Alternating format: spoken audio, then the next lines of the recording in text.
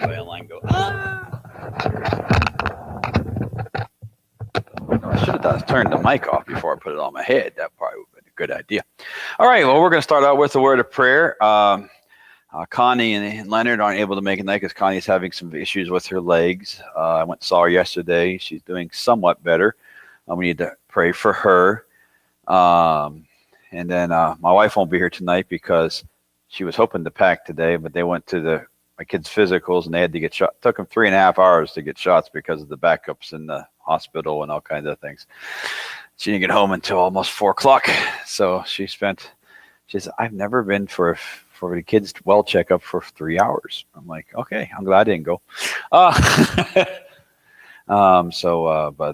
they're all well, just took forever. And my kids actually didn't need to be tied down to get their shots. That was positive. My girls one's going to college, but she can't stand she sees a needle on TV. She has to close her eyes. Lena has to roll over and hide her face in the couch till that scene's over with. I just don't understand why that is. The funny thing is about that story is when I got sick and almost died, they saw me in the hospital, needles in me. When I came home, when they were 4 and 6, they wanted to play poke daddy with the needle. So they thought that was hilarious. Tables have turned. Anybody else have any prayer requests tonight besides Connie? Connie Cessna, I should say the right Connie. We got a lot of Connies in the church now. Not you. Nope. Not a prayer request? Okay, cool. Dear Lord, we just thank you for tonight. Lord, ask you to bless our classes. Lord, we continue to talk about how you talk to us. And ask you, Lord, just to bless all that we're doing. And today, Lord, ask you to touch Connie as she's at home and she's not, her legs and that are not doing so well. And ask you to touch them, Lord, to let the flow of blood move freely, Lord, and she'll be able to do all the things that she wants to do, Lord. And bless us tonight. In Jesus' name we pray. Amen.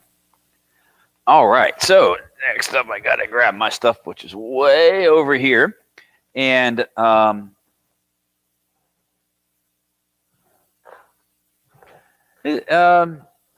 the back, on the back pew, is there a bunch of papers back there? Yeah.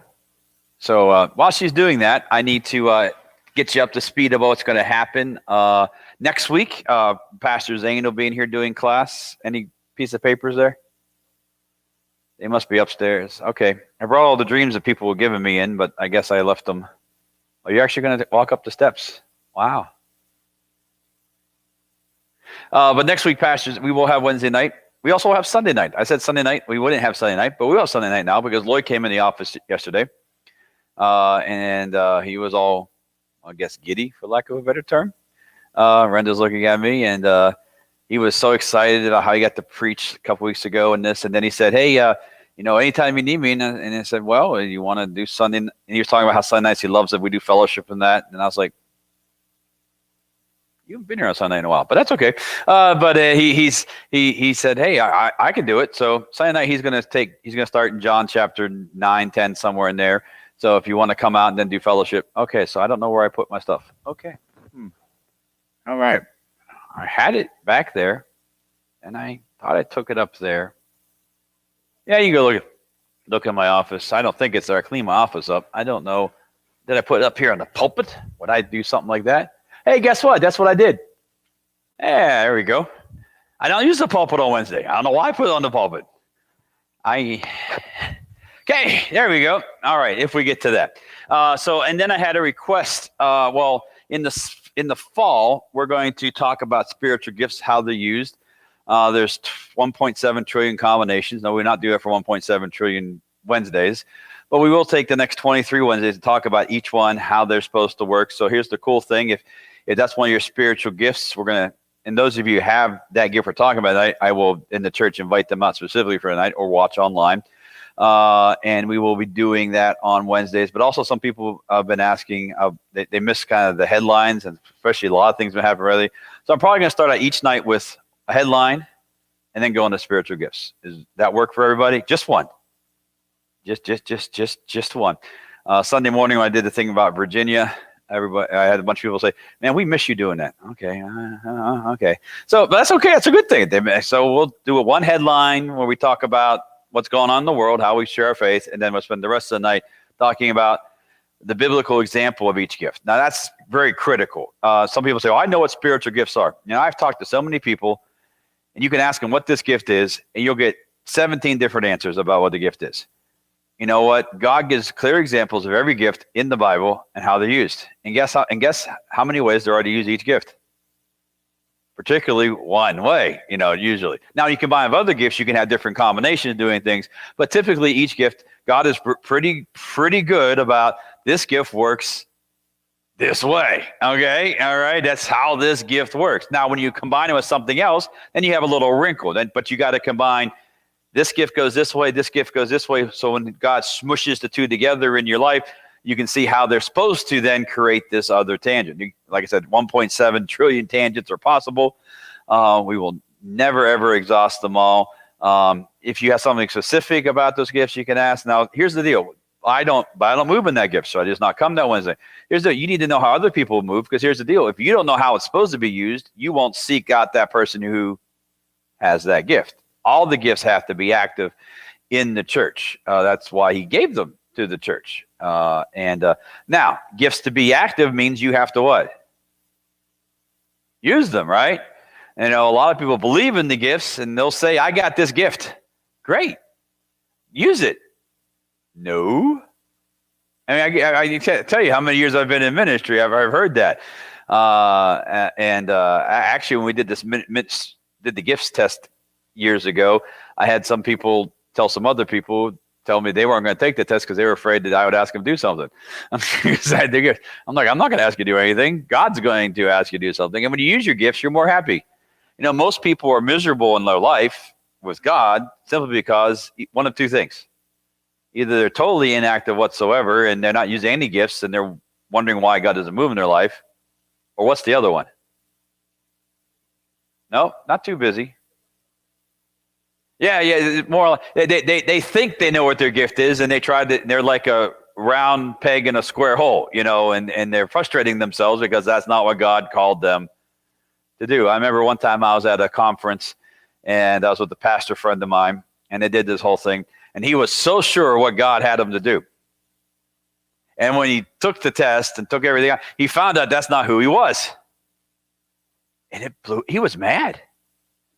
The test is wrong. This is wrong. Now, here's the funny thing. His whole life, he'd been a pastor, but he'd never been anywhere real long. And he always ended in disaster. Well, it was eye-opening that now the church he's been at now, he's been there just a little bit longer than I've been here.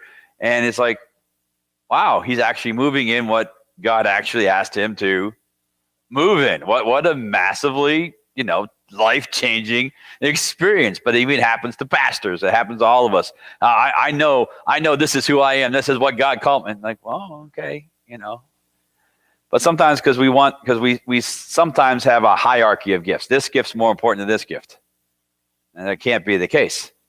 Because if they don't have all the gifts, then certain gifts are supported gifts. Some are, but you can't have them all moving if you don't have all of the gifts, and that's a very important thing. And if you want to know, and we'll be doing that, some of the gifts, some of the leadership gifts, and that you get to dig down even more on in Peggy's class, which is going to be firepower. And I think you already have 4 people signed up in that class, 3 here, and then one of your friends is coming. So I want each of our groups to be about 6-7 people. So you're almost full. If groups. The crafting class, if you're interested, we want you to, hi Chris, you want to get in one of the groups, it's great. The crafting class is like really, yeah. So that's great. So all kinds of things. And we might have to subdivide into other classes. That's a great thing. But we all need to have fellowship and be part of that. So make sure Sunday morning you come and sign up for a group, or you can call the office or message me what group you want to be in. Just so Friday, all 12 groups are going to populate on social media. So you can read their things starting at 12 to 6. Every half hour, different one to come up so you can see them all. And, if people outside the church want to come, what a great way for them to introduce them to our church. So those are all cool things. All right. So tonight, one thing I forgot. Well, I actually mentioned a few weeks ago in a sermon. and then somehow I got on a rabbit trail and didn't finish this, and you know what I'm talking about, right? Yep. Okay. So that's, I don't dream. Have you ever heard everybody, but here's everybody does, and we all have dreams and visions. Sometimes we just don't recognize it as a godly thing or things like that. But it was interesting. Lexi had you want to tell the story or you want me to tell the story? Go ahead. You'll correct me when I'm wrong. Okay. Yeah, great.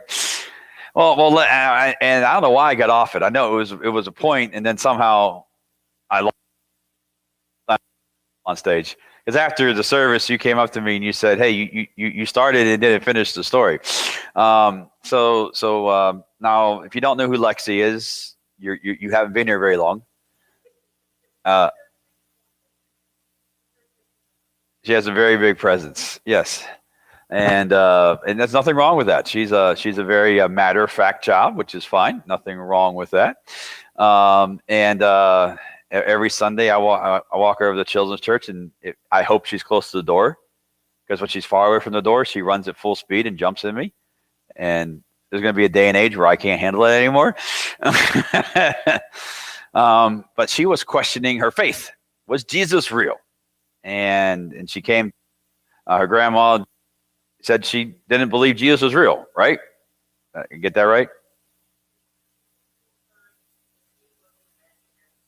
People told Lexi that Jesus was an imaginary friend. Now, the amazing thing is that's how the world views Jesus, right? Is some thing out there. They don't get it. They don't grasp into Jesus like they should. So they thought he was an imaginary friend. So Lexi's pretty literal, and she's like, okay, well, that's just the fact. And basically she decided that makes sense. Oh, Pastor, I would like to be in the firepower group. Forgot to sign up. Okay, you got a fifth person now, Peggy. Chris is saying I rarely dream. Yeah, and you know what? Just because you don't, when you rarely dream, that means when you do get a dream, it's probably from who? From God. I mean, I only dream occasionally. Well, there's two reasons for that. Sometimes we just don't remember things, because we all dream, whether you believe it or not. Some people just block it out. So if you rarely dream, that means that's something God wanted you to hear. So Chris, I'm going to encourage you, when you have a dream, since everybody does dream, it's a scientific fact, but some people can repress those and not realize they dreamed. So if you're remembering, so if you rarely dream, those are dreams that probably God is speaking to you. So I want you to write that. Next time you have that, write it down. That's one of our rules. Write down the dream. Don't try to tell me the dream from memory, because we always leave out something. And then we'll see, if it is from God, and go from there. But typically, if you rarely dream, that means if you remember a dream, most probably God's trying to get your attention, because it's pretty much, our brains never go asleep. Okay, they don't. If your brain went to sleep, you are what?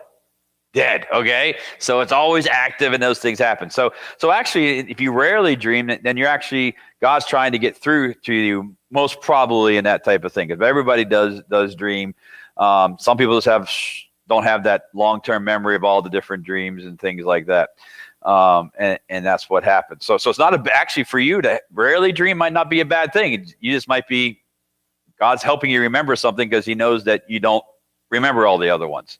And so that's a great thing. All right. So, and I encourage you might, and another thing, remember what? I know, I'm going to get back to Lexi in a second. Geesh, I read the things. Oh, she says, will do. Thanks. Cool. All right. Well, I'm have a class here to have a class there at the same time. This is not good for my ADHD. It didn't exist when I was a kid, but most people think I got it. Don't all nod your head. Lord. All right, but so if you're out there and you find someone that doesn't, just write it down. Another thing, don't think that's silly. Okay, sometimes God uses silly because we remember silly.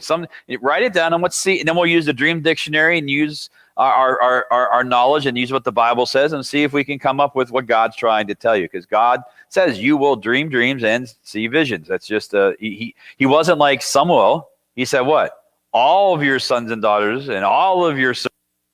When he uses the word all, he typically means what? Typically means everybody. Hey, everybody, say hi to Pastor Zane and Audra. Hey, 6:15. All right, cool. All right. I'm just messing with you. Zane and Audra are going to need marriage counseling when I get back. Okay. All right. So we got that. And before I totally get off subject, can you write Bev's name on her when we leave on Peggy's class? Okay. So that's an awesome thing. So getting back to Lexi's dream. Okay, let's recap. Lexi was told that Jesus was an imaginary friend. She's a literalist. How old is Lexi now? 9? 8. Just turned 8.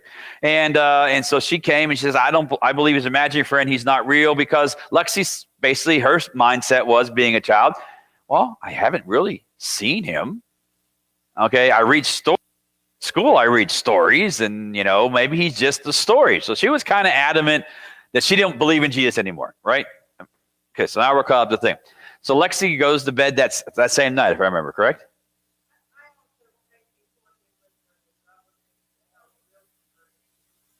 Yeah. So Jean prays before, when she goes to bed, that God would make himself real to her. And so, when you find somebody who has this belief, one of the things we need to do is pray that God will show us something in a different way. Now, we know Lexi understands God because she does all kinds of things and has been involved in things, but that's kind of a realization she had to get to. And so that night, she goes to bed, and then what happens?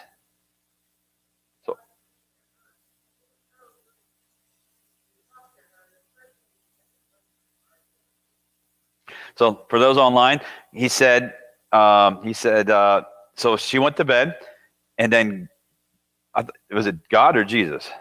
Jesus showed up in her room, and she saw him face to face, and he asked her a question. And what was the question? Why are you acting like this? Now that's a really big. Now, how do we know that's true? Because that's exactly what happened to Paul on the road to Damascus, right? Hey, Paul, why are you persecuting me? Did almost the same thing. And what else happened?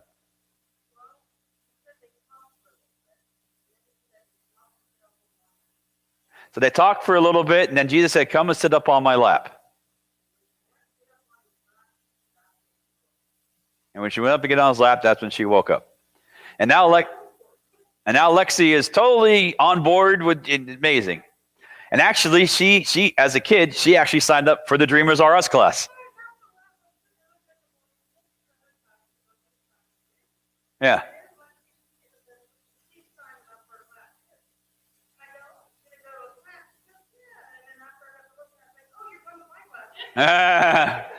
So she signed up for the Dreamers class. So that's great to encourage our. Yeah, that's great, and that's a wonderful thing. So that's pretty cool. Remember, God speaks in dreams, and so that was cool. I think God's going to move on her in a mighty way, and also and if you're just joining in, if you rarely dream, just remember, hey, that's God getting your attention. You dream all the time, you just don't always remember.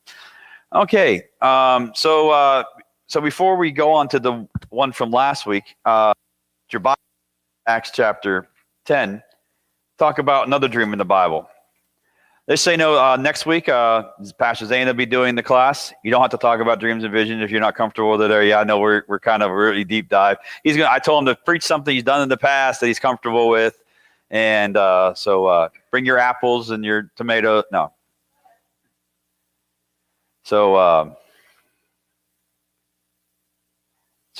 we have Acts. Everybody there to Acts chapter 10, verse 1. Close. Pretty close? Okay. So it says this. There was a certain man in Caesarea called Cornelius, a centurion of what was called the Italian regiment. A devout man and one who feared God with all his household, gave his alms generously to the people and prayed to God always. About the 9th hour of the day, he saw clearly in a vision an angel of God coming and saying, Cornelius. And when he observed him, he was afraid. What is it, Lord? He said to him, your prayers and your alms have come from a memorial before God. Now send men to Joppa and send for Simon, whose surname is Peter. He is lodging with Simon a tanner, whose house is by the sea. He will tell you what you must do. Now, Cornelius at this point is a what? Well, more than that. Is he a Christian yet? Is he a God-fearing person? Is he trying to find God? Now think about, he's a centurion in what army? Roman army, right? What do we know about the Romans and gods? They had God for everything. I mean, Pokemon on steroids, okay? All right? I mean, God for everything, you know. If you know what that thing is, it's a card game kids play. I did a thing years ago when I was a kids pastor. All the little demons there can be traced back to either a Roman god or Egyptian god. Very dangerous thing to let your children play with. Just let you know. Just put it out there. You know, so if there was a god of something, or they didn't, or they can't figure it out, they would make up a god of this thing, and then they would pray to it. They would do games to it. They would try to please this god that they just made up in their head. It's really interesting to read Roman mythology. They basically took all of the Greek ones and the Egyptian, all the lands they conquered. They just kind of smushed them together. You know what? It's funny though, because you know, if you go to a land and you conquer their land, and you take their god to be your god, shouldn't that already tell you something, that their God ain't real? Since they didn't save their people, it's just kind of interesting, because you know, you have a lot of the Roman gods that come up are based on these other ones. You know, like you have Zeus in the Greek. Who's he becoming Roman? Lore, anybody know? Big planet, Jupiter. Yeah. So they did. You know, they just took it and turned it into their. You know, just an amazing thing. And actually, during the Roman culture, they actually tried to take Jesus and try to when the way was going. That's how it got muddled up, and why John ends up writing his book. Part of it is their philosophy tries to tear it apart, but that's a whole nother story for a whole nother night. But then why I bring that up is, remember, God speaks to everybody. You don't have to be a Christian for God to what? He wants to speak to everybody because he wants to woo everybody to him, right? You know, and why does God do that? Now remember, the whole Bible is based on the what? M word. The marriage concept, right? That's the whole thing's based on the marriage contract, right? Now before you get married, someone has to make the what? Proposal. Even before that, when you're dating, someone has to do what? Make the first move, right? Hey, you know, hey, I want to go out with you, right? What's God say? The Holy Spirit convicts. The Holy Spirit woos. Like with that, you know, with non-Christians, a lot of times, just like Cornelius here, God is a lot more direct. And why do you think that is? He's really direct right here. If you read the Bible, when he's talking to non-Christians, he's pretty direct most of the time. Anybody? Why do you think that is? Huh? So they know it's him? What else? He wants you to get it? Wants your attention? How about this? They don't know. They don't know any better, right? God has to be a little more what? Simplistic with them. You know. God's not going to give this complicated dream to a non-Christian who doesn't have any idea how to interpret what's going in their head. I mean, look at Pharaoh's dreams. Look at Nebuchadnezzar's dreams. They were all pretty what? Straightforward, right? It wasn't not too much doubt, right? What's going on, you know? Now we turn the page to Peter and his vision, right? So here we go. So the next day, as they went on the journey, they drew near the city, and Peter went up on a housetop to pray about the 6th hour.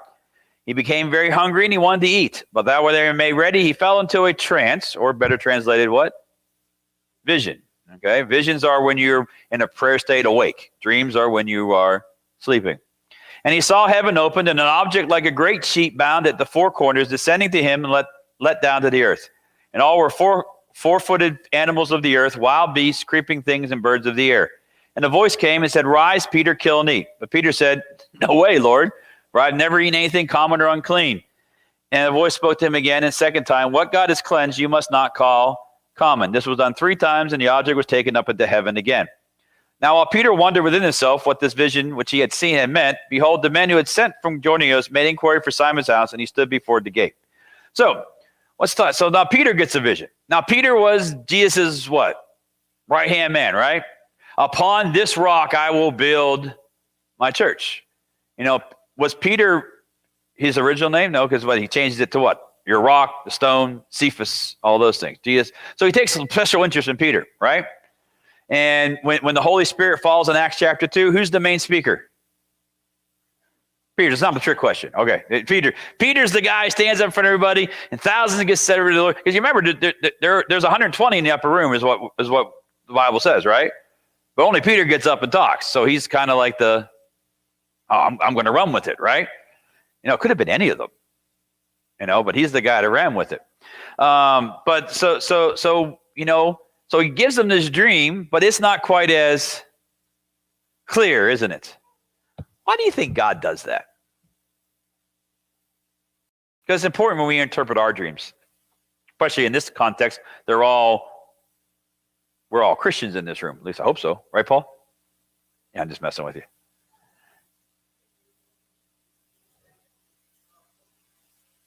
To dig in, to get closer, to have that aha moment. If you just get spoon-fed everything your whole life, then you kind of take it for granted. And you don't do a whole lot of effort. God wants to see what on our part? Effort. He wants us to dig in. He wants us to be able to say, because when you have that aha moment, it means a lot more. Sticks better, doesn't it? Because you spent some time and energy to put it together. So another thing about dreams is don't ever get what? F word, not the bad F word. I just realized what I said. Frustrated, yes. Don't get frustrated, yes. Oh, man, I wonder how many comments I'm going to get on that one. All right, so don't get frustrated because what? We're supposed to what? Lean on one another. Why God gives certain people different interpretation. Now, Gene operates pretty well in it. I'm beginning to. But everybody can, right? Couldn't God give revelation to anybody? So we're supposed to what? Share with one another. We get a dream. You don't just have to go find the person. God, you can share it. And they might have to find another person sometimes. But you know what? We need to share one another because there's a riddle to be figured out. And sometimes the dream's not always, it's either for us or to what? Help someone else. And why do a lot of people get messed up with dreams and visions?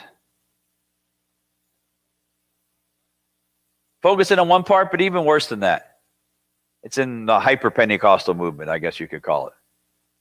They get a dream and they think it's all about themselves, right? And never contemplate that God's giving that dream for someone else. Like here, this dream really isn't about Peter.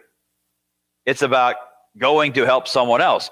Going to help this Roman guy who's Peter's what? What? Enemy. Yeah, speak up, please. Okay. Enemy, right? This is a classic. This is an amazing thing. Jesus talks about what? Pray for enemies, do nice things to enemies. He's trying to turn the whole world upside down, right? And so he's trying to get Peter to what? To understand that there. So we look at the dream here. Now it's interesting here. Let's see if we know what happened. Let's see if we can kind of see why things are in there. Okay. So what do you think so it says, first of all, it says, I saw heaven opened and an object like a great sheep bound at four corners descending down to the earth. So we saw heaven open and coming down. So what do you think that represents? If you saw that in your dream. Yeah, something coming from God to us. All right. And you see it coming down, it means it's going to be something happening where? In the earthly plane. All right. And it says what? A great sheep bound at the four corners.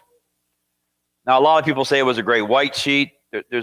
We don't know. I personally think maybe it was a great clear sheet, something coming down because he saw everything, right? If it was all bound in a sheet, you might have a tough time seeing. But that's just speculation on my part. That word in Greek can go a lot of different ways. We're not going to go there tonight because I don't have a definitive answer on it. No one really does. I don't think it was black. I just don't think. I think it's white or clear for purity purposes. Both of those do. And coming down, so it's bound in the four corners. So why do you think it's bound in the four corners? Yeah. And Jesus remember our Ezekiel class. That's one of the ways God describes what?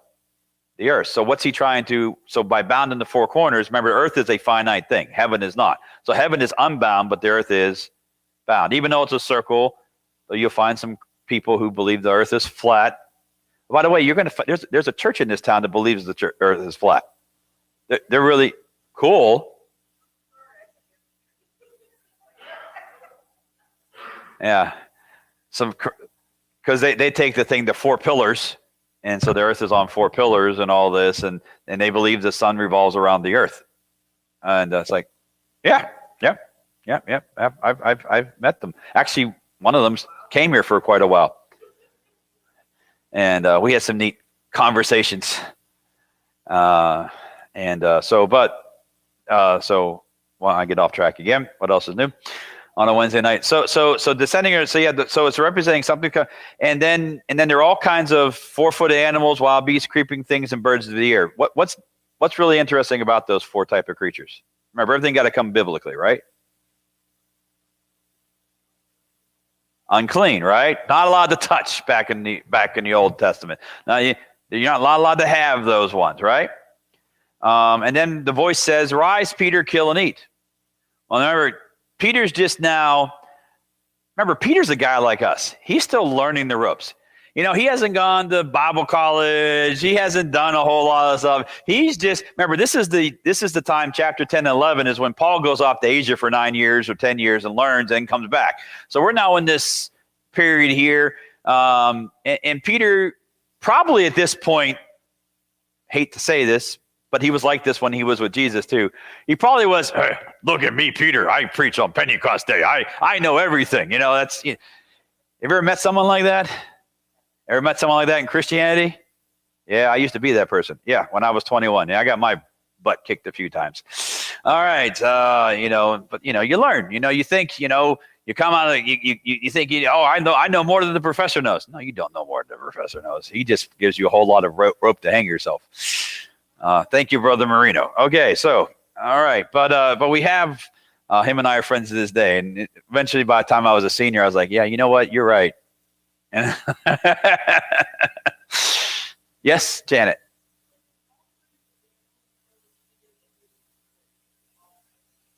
Oh, you're ahead of me, but that's good. All kinds of animals, showing that he should witness to all kinds of people. Because what is Peter's focus at this point? Jews, right? Just Jews only. When Jesus was on the earth, what did he say? I'm going to send you to what? The whole world, right? Go into who writes the book of Mark? Not Mark. Mark is the writer, but who dictates Mark? Peter, right? Peter's the actual author of the book of Mark. And so Mark writes it down. And what's the great verse in Mark 16:15? Anybody can quote it? It's in red. Go into all the world and preach the good news to all what? Creation, right? But yet Peter is only preaching to who? Jews. When Jesus said, go and preach the good news to all what? Creation, doesn't you think that's means a little bit more than just the Jewish people?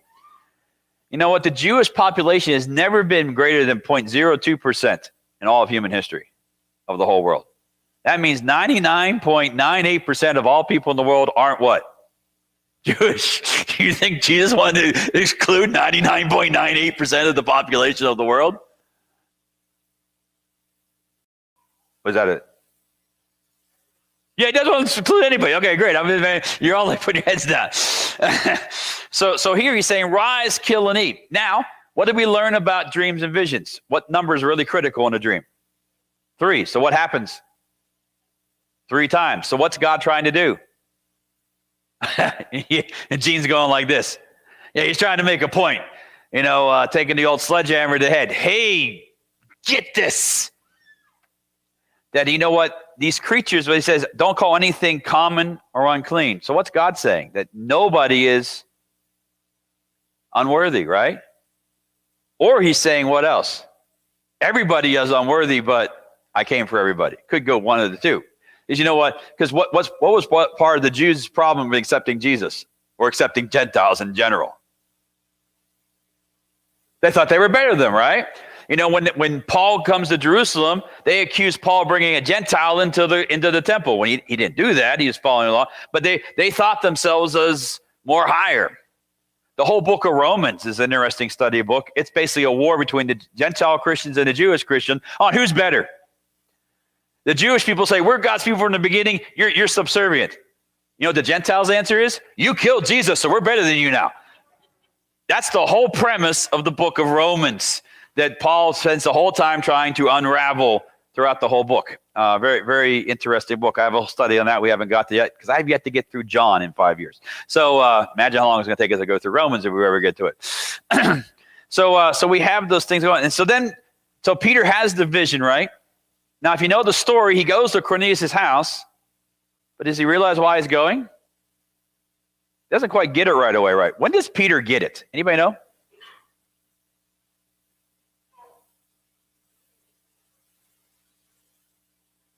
Close. After the Spirit fell. Hey, it fell on them just like us. That's Peter's light bulb moment. Okay? All right? And that's a very interesting thing for Pentecost. There's a word in there called gar. It means for. This happened only because. And there's a bunch of words for in the Greek language. But we heard them speak in tongues just like we did. That's why it's the initial sign. But that's a whole thing on there. But at that moment, Peter goes and he's like, because then in chapter 11 he gets called before the Christians in Jerusalem, right? They go, what are you doing going to talk to him? I mean, if you're going to go talk to a Gentile, why are you even talking to a Roman who's our enemy, right? And what's Peter go? Oh yeah, I didn't want to go, but then I figured I had to go. And then all of a sudden they got it like we got it. Wow, what an amazing! And then kind of changes the whole aspect, doesn't it?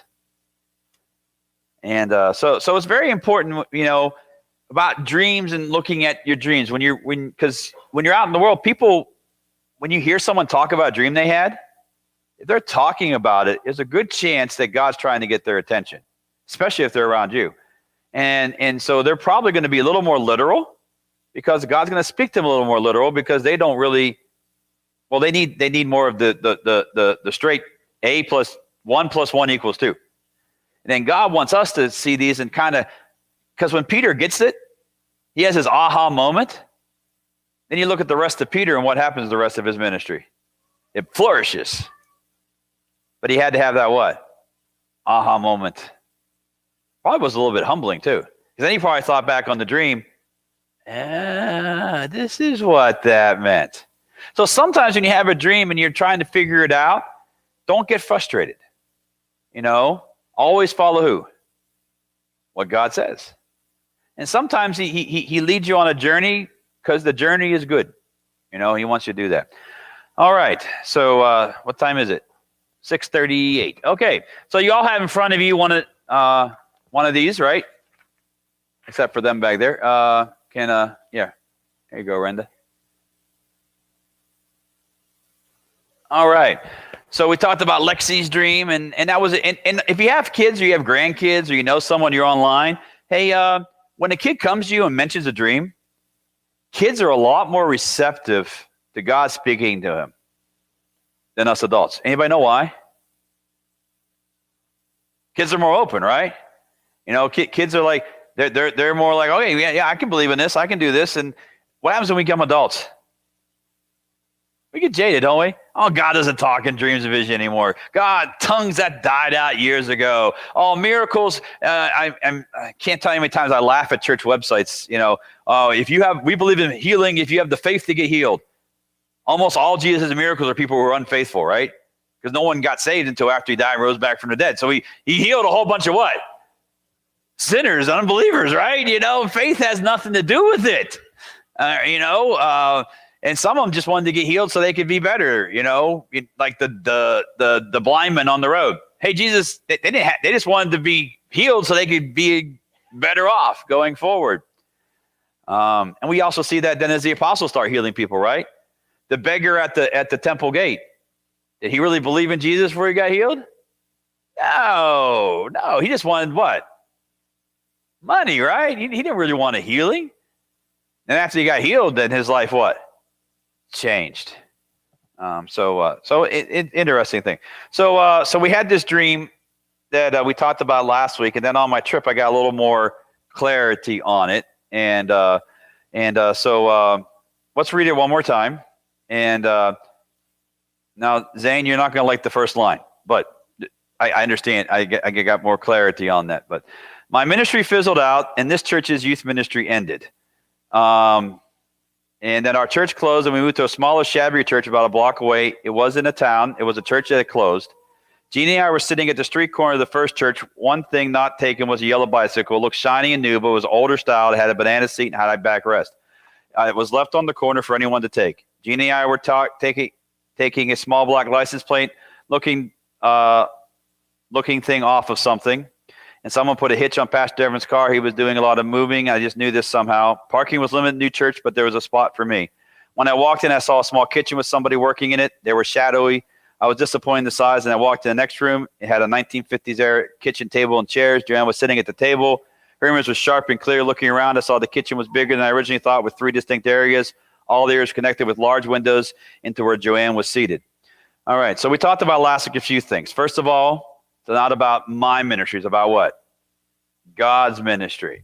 And that first line God was saying is not that, and he was saying a little bit to me, and I'm getting this a lot more stronger now, the church's youth ministry ended. What do I always call you at the church? More than that. What? Now, but what does God call us all? Children, right?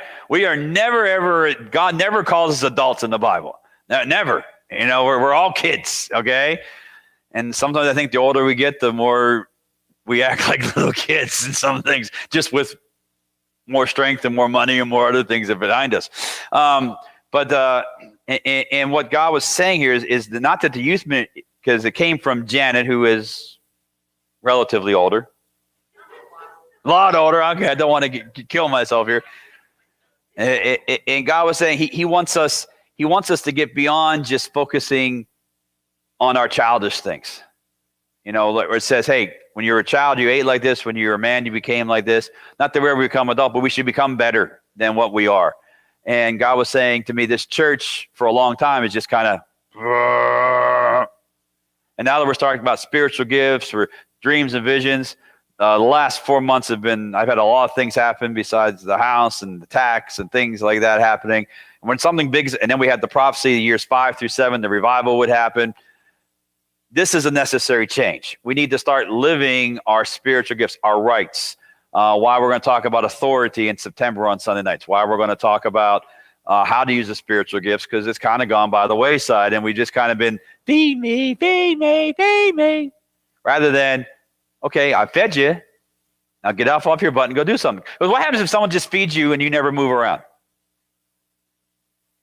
You get fat and lazy, and then you get like that TV show, the 600-pound person and all. I never watched the show. I've seen it advertised. The 600-pound life. I mean, they can't move. And that sometimes happens to the church, doesn't it? It gets so much fed, because you know what do you hear all the time? I want to go somewhere to get fed. And then I hear this, well, I'm not getting fed anymore, so I'm going somewhere else. It's not that they haven't not getting fed. It's that they don't like the fact that they need, that I want you to actually use what you've been fed so you stay strong and lean and go on. And if you use your gifts, what's going to happen? You need to be fed again, but then it's a good process of going forward. Some people just want to eat the cake all day long. And spiritual cake is just as deadly as real cake, okay? If that's all you eat is cake, bad things will happen, right? And so you got to get, so it's part of that. And then in the church closed, and how we do church, you know, and right now we're in the process of thinking about how to redo church. We might be forced to close because all the things are happening, like we talked about Sunday, and God's been revealing that, and we're seeing those things happen. We're seeing states around us where that day is probably coming where this kind of setup is not going to be good. There's a article, I don't know if you've been following Canada. There's 2 churches that have been meeting. You've been following your head. One church was fined a few weeks ago $85,000 for having a service. Another church was fined $100,000 in British Columbia. You know, and that's Canada. They're a democracy. For a time, they were considered just like us, you know, and all that. And now, you know, that stuff's just willing it down. Now, there's been some lawsuits in our country already. They haven't yet won one yet. But now we have this law in Virginia I talked about on Sunday, where now they're facing, if you post on your religious website something that goes against the Virginia Equality Act, what happens? You could get fined up to $1 million just for putting something on your website saying, I believe in this. Wow. Scary stuff, isn't it? So it's interesting to see like that. And then we talked about how the bananas ministry moving in different places. I think our ministry and how it's moving and all that. The black license plate, we don't know what's on it. Black means what? Huh?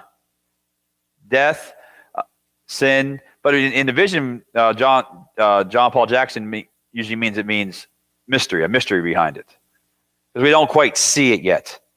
And what's a license plate tell you? Where you're going? Huh? Where you're from? Where you've been? A lot of different things, right? Your information. A cop can get all your information from that. Where is this? Where do you belong? Right? Who does this car belong to? Who does this belong to? You know, and so there we're going to start seeing part of the vision. Those of you remember way back when, first 5 years are kind of specific, then 5 through 8 were kind of a little more vague because God didn't tell everything. And then later on it says we're going to branch out and do different things. And I think the reason there is because in order to keep the church going, we're going to need to branch out to other areas. We're going to go there. Might be a time where restricted travel. I already had this summer, I told the board and told my staff, I thought about starting a church in a couple of different cities. And we decided to do the 12 home groups instead.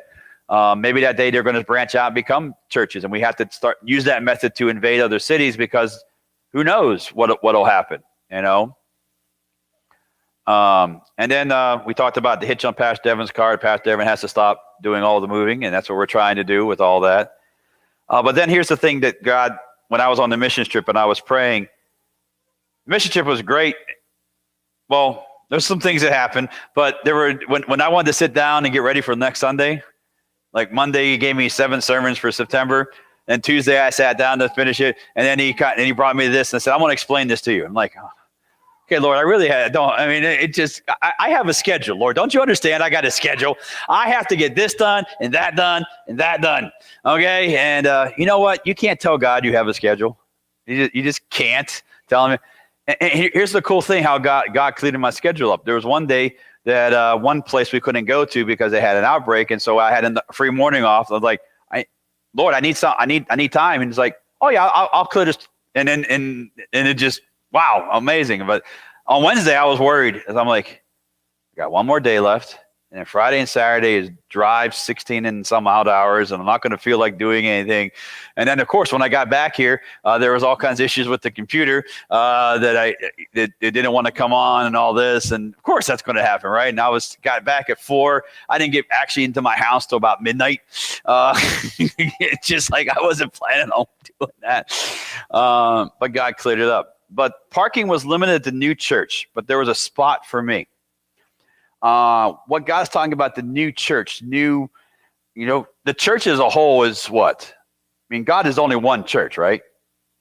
Right. The people, but there is only one church of Jesus Christ. There's not, now I'm not Mormon, okay? Somebody might say it. There's only one church of Jesus Christ, right? And we're all different subgroups, right? There's not, the church here who believes in Jesus is connected to the church in Jerusalem that believes in Jesus. God says, I will build my church, what? Singular. Which is really interesting. You look at it because what do most churches do to one another? I'm better than you. Oh no, we can't do that with you because what? You'll take members from. Who cares where they come from? An interesting quote on a mission trip from the pastor who's going to be coming for our missions convention now. The guy from Florida is coming. Julius was unable to secure a visa. U.S. Embassy will not let him come over. So just so you know, for the missions convention, we're going to have this pastor from Florida come up and talk about inner city ministry, but we're going to have a question answer to Julius via Facebook in the gym. So we'll have both, and then Sunday morning, Pastor Jarvis will preach in here. You'll like him. He's a really good guy, and he got up in front of the stage, and I got to somehow live this because it would change my life. But he says, you said something. It must have been for me because he says, I don't know why I'm saying this, and I'm like, yeah, I know why you're saying it. And I know why I was speaking in tongues over his church and giving a prophecy. But he said, you know what? He was talking about losing people and that because of all the stuff that's going on. He says, you know what? God told me, I don't lose anybody. They're not my people anymore. They're God's people. I just do what God tells me. I'm like, I always wonder, someone, so I have to think about some of the things I do. This week I only had like 12 missions to go out. So I'm kind of rethinking, some of the time I put into places. And you're nodding your head. Yeah, okay, whatever. Okay. So, looking at the other Peggy. No, Peg and Peggy. That's all separated to you. That work? Okay. I don't know. I'm Connie. I don't know what I'm going to do for all the Connies in the church. I really want to call you Con. That wouldn't really. That probably. People do. Okay. All right. Okay. So, so back to the dream. What do you think that new church could mean? Church is a place of ministry, right? And there's a spot for me. God said, here's the thing. I'm going to be raising up, because it also goes with the moving thing, having raising up new leaders at this new, maybe not a new physical location, but a new, for lack of a better term, inner circle type of thing, where more leaders are raised up, and there was a spot for you because you're going to be one of the leaders.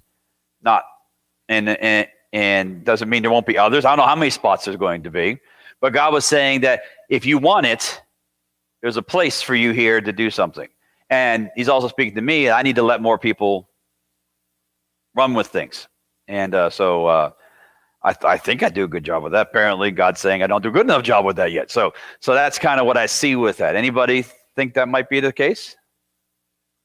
Anybody got a different idea of that? We're here to, we don't know totally what this all means, but we're trying to go in a direction with God, right?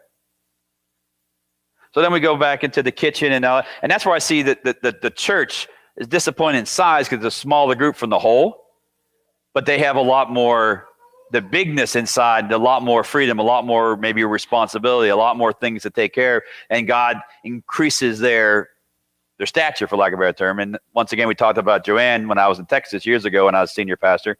God spoke to her a prophecy that she was the key to holding the ministry up. And then we've talked, and she's like, she wants to do more and all this. And like, well, here you go. God just told you to, this is what I need. So I'm not sure how that's all going to look, but then it says, because her image was what? Sharp and clear. When something's sharp and clear, there's a reason God's putting a focus there. And it's key that everything else was shadowy, but God pointed her out. What do a lot of Christians try to do? Put the spotlight on what? On me. One of the reasons we don't do solos very often, because not that people were doing that. There were a couple, and maybe someday I'll get back into that. And but sometimes people like to put what? The spotlight right here. I know the first couple of weeks I was here, I had somebody come to me and tell me they want to do flags, and they had to do it on stage, and I had to move the worship team around in order to get, and like, no. Yeah, I think the only one in the room who knows what it is probably Renda. Tell you what time. Yeah.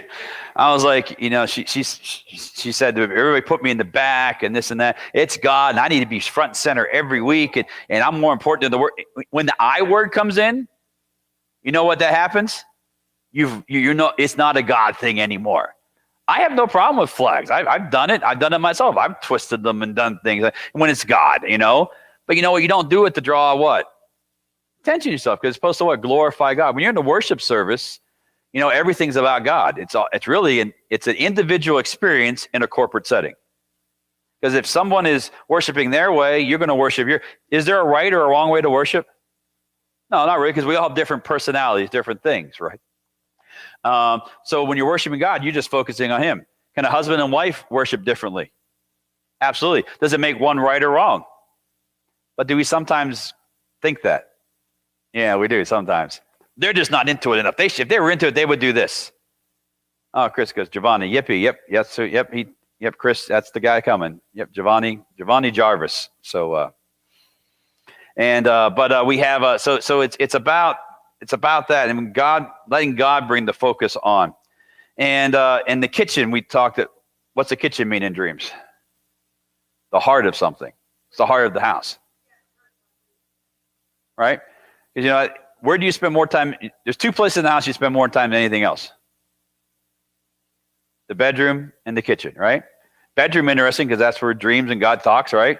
And the kitchen's the heart. When people come over, someone comes to your house, what do you almost always have? Food, right? People come over to eat your stuff, right? No, I'm kidding. No. No, but you get together, we get together around that, around fellowship. Food's just a thing that God puts, it just kind of has that. And in my house, that's Joanne spends a good majority of time doing that, whether it's cooking for us or cooking for someone else or doing that. And right now she's cooking cookies for my father because he likes these Lecwar cookies. Lecwar is fancy name for prune butter.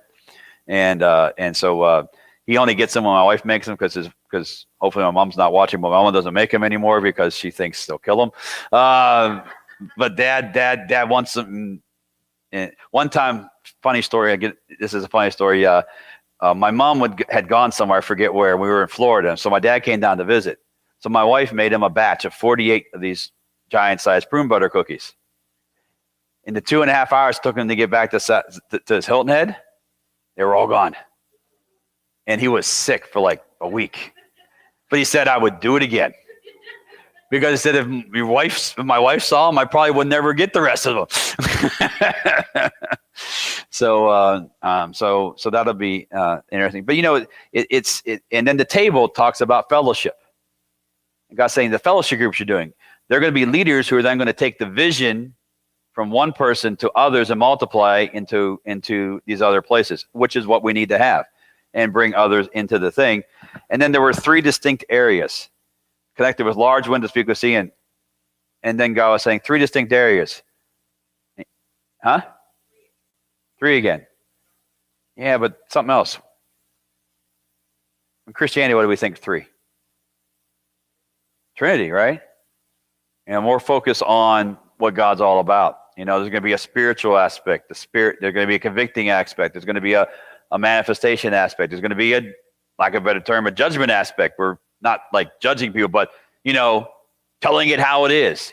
Different rooms to, God is 3 persons with 3 different aspects to him. And so I thought it was just interesting how God, and it kind of, when I looked back and I saw the vision going forward, kind of gives clarity to what we need to do. And like I said, he gave it to you, and then he gave it to you, and you just couldn't let go of it, right? And when I first heard it, I thought it was bad. It starts out sounding bad, and I was like, I didn't want to receive it. You know what? That's another thing about dreams and visions.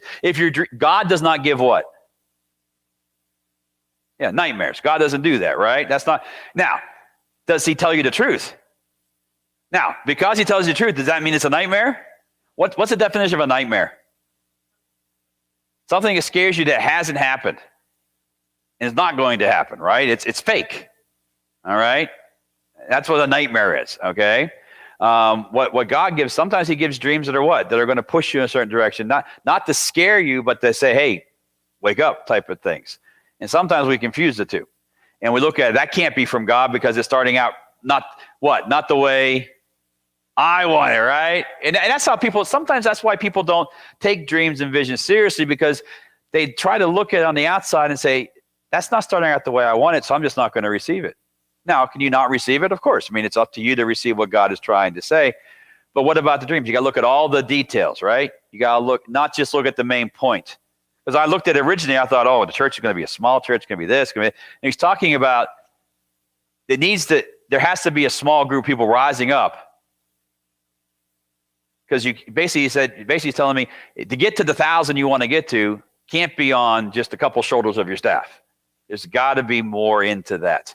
And there's a place for certain people to be there. And what God's saying here, not just for Gene, but anybody who feels that calling, God says there's a place. We don't know how big the parking lot is, but God say anybody who wants to have it and receive it can have the spot. But he doesn't say just 12 spots and there's one for you. He just says there was a spot but this vision was for the whole church. And so what's going to happen? Some are going to grab in, and some might not. Some might grab in later, and we'll see how that goes and where that's all going to happen. And my wife's main gift is intercessory prayer, and I can see how that fits the heart of the church. She'll pray. Yes. Oh, you're agreeing with me. She's not a front person. Never has been. I think that might change a little bit, at least in the smaller church setting. There's only one church. So I think he's talking about more the leadership side of the church. And we're starting to see that. People are a lot of asking questions. We're seeing a lot more people like tonight, a lot of people commenting tonight. Thank you so much online for that. But he's drawing you. If you feel him drawing you, there's a reason. We have a prophecy that they're going to come from the four corners. We have a prophecy that we're supposed to shout it from the highest mountain. And those things are happening. Why? Because God's building something. But in order to build a strong foundation, he has to build other pieces around it. And like I said, if he would have showed me all this 5.5 years ago, I would just waited for it all to happen. Nothing would have happened. So he's starting to unravel things, and he's using other people. I think for me, so I can, the first 5 years is kind of me tearing it down and building it back up. Now it's like, okay, now we got to what? I got to start allowing other people to say, okay, do this. It also means people are going to be able to say, hey, maybe that's not the right thing. And that's cool. I have no problem with that. I don't want yes people. And my wife has no problem saying that. But it could be her just taking more of that role so I can focus more on the word in there. And because, the pastor's job is to focus on the word and prayer. And that's what the deacons are supposed to take care of the other stuff. So I think the American idea of deacon and God's idea of deacon are two totally different things. But I think I think that's going to start working itself out a little more differently in that area. So it's interesting. So that's just kind of some more things God revealed to me. Anybody else get something? Because you all have brains. Yeah, there was not one. That concept didn't exist. And you can make a case that America was a lot more Christian in the 50s than it is today. Today, everyone wants the mega church.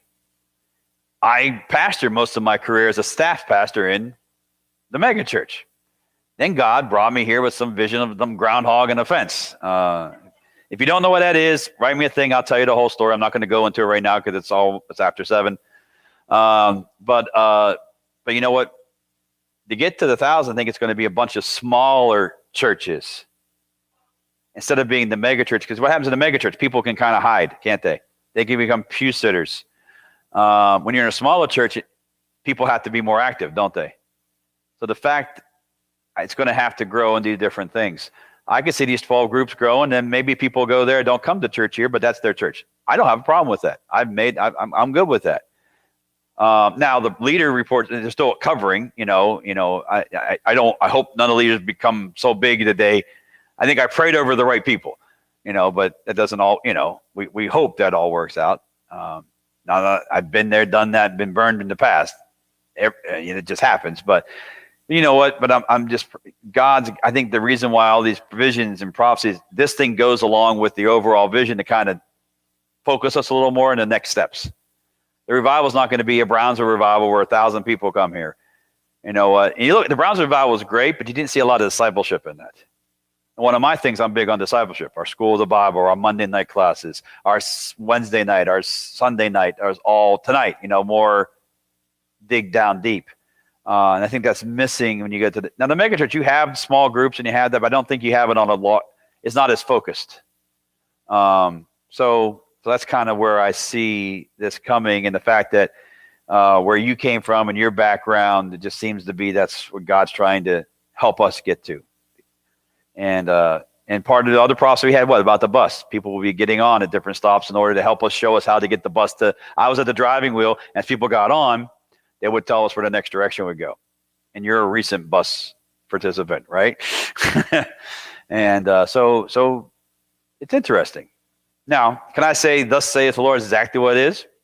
No, but I think sometimes God, like Peter, he followed it. So we're going to follow it this way, and I think God will then, as we get closer to what it's supposed to be, he'll reveal some more things going forward.